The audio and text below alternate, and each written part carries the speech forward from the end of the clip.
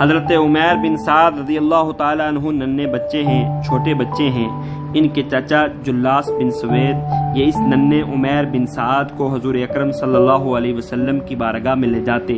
حضرت عمیر بن سعد حضور اکرم صلی اللہ علیہ وسلم کا خطاب سنتے 3-4 سال کے عمیر بن سعد کے دل میں حضور اکرم صلی اللہ علیہ وسلم کا پیار پیدا ہو گیا۔ ایک دن چچا حضور اکرم صلی اللہ علیہ وسلم کا خطاب سننے خود نہیں گیا، لیکن بچہ حضرت عمیر بن سعد رضی اللہ تعالیٰ عنہ اکیلے چلے گئے، اور نبی کریم صلی اللہ علیہ وسلم نے اس دن اپنے بیان میں قیامت کا منظر بیان کیا۔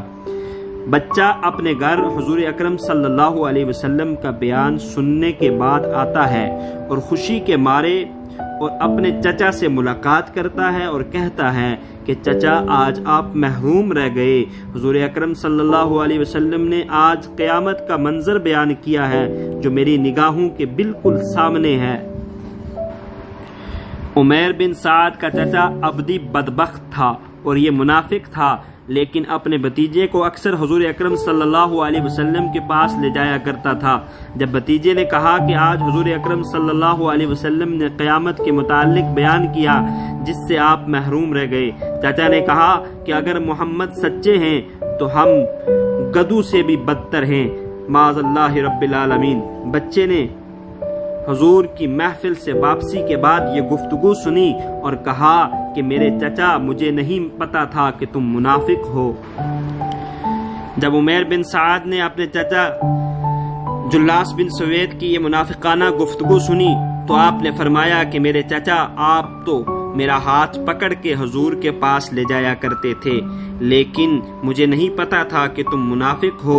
اب میرے پاس 2 راستے ہیں، یا تو میں خاموش ہو جاؤں اور یا پھر حضور اکرم صلی اللہ علیہ وسلم کو تیری منافقت کے بارے میں بتا دوں۔ جلاس نے بچے کی یہ گفتگو سننے کے بعد کہا کہ تو جو چاہتا ہے کر لے، تو چھوٹا سا بچہ ہے، تیری بات کون مانے گا۔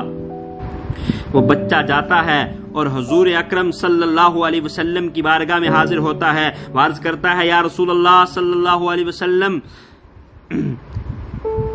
میں اپنے چچا سے بیزار ہوں، میں اپنے چچا سے بیزاری کا اعلان کرتا ہوں۔ نبی اکرم صلی اللہ علیہ وسلم نے فرمایا اے عمیر بن سعد کیا بات ہے، کیوں بیزاری کا اعلان کرتے ہو؟ وہ عرض کرتا ہے یا رسول اللہ صلی اللہ علیہ وسلم، میں اپنے چچا کے پاس گیا اور میں نے بڑی خوشی کے ساتھ کہا کہ حضور پاک صلی اللہ علیہ وسلم کا آج کا خطاب انتہائی خوبصورت تھا۔ میرے چچا نے کہا اگر محمد سچے ہیں تو ہم گدھوں سے بھی بدتر ہیں، معاذ اللہ، تو وہ تو آپ کا گستاخ ہے۔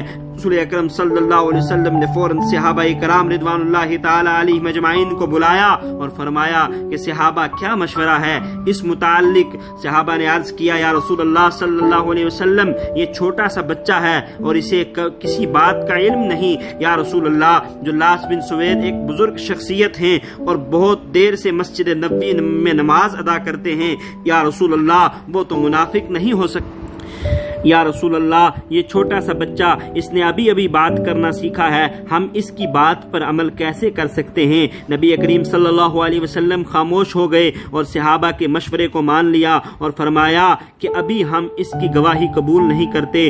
بچے نے اپنا دامن رب کی بارگاہ میں پھیلایا اور آسمان کی طرف دیکھنے لگا اور عرض کرنے لگا کہ اے اللہ، اگر میں سچا ہوں تو آج میری سچائی کی تصدیق تو فرما۔ بچے کا دعا کرنا تھا، جبریل امین آسمان سے نازل ہوئے۔ رب تبارک و تعالی نے ارشاد فرمایا یحلفون باللہ ما قالوا ولقد قالوا کلمۃ الکفر وکفروا بعد اسلامہم، کہ یہ جلاس قسم کھا کے کہتا ہے کہ میں نے حضور کی توہین نہیں کی، اس نے توہین کی ہے اور یہ ایمان لانے کے بعد کافر ہو چکا ہے۔ جب یہ وحی نازل ہوئی تو آقا کریم صلی اللہ علیہ وسلم نے اس ننھے عمیر کو اپنے قریب بلایا۔ نبی کریم صلی اللہ علیہ وسلم نے اس سے لاڈ کیا اور پیار کیا اور فرمایا تو کیسا خوش نصیب ہے، تو یہاں پر گواہی دے رہا ہے اور تیری گواہی کی تصدیق میں جبریل امین آسمان سے رب کا کلام لے کر حاضر ہو گئے۔